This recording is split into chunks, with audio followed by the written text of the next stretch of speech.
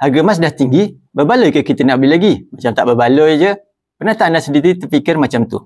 Ya, sebenarnya alasan ini nampak logik. Tapi kalau kita fikir dalam-dalam, ianya tak tepat. Mari saya kongsikan 5 sebab kenapa anda tetap kena simpan emas walaupun harga dah tinggi. Pertama, harga emas sentiasa nampak tinggi berbanding masa lalu. Tahun 2000, 1 gram bawah RM40. Hari ini dah lebih RM580. Kalau tunggu murah, memang tak akan mula.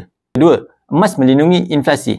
Nilai duit makin jatuh setiap hari. Lagi kita tangguh, lagi duit kita dimakan inflasi. Ketiga, strategi paling bijak ialah beli dengan konsisten atau DCA, iaitu Dollar Cost Averaging. Beli sikit-sikit setiap bulan, tak payah nak ramal harga. Purata harga jadi lebih stabil. 4. Harga tinggi sebenarnya tanda emas makin dipercayai di seluruh dunia.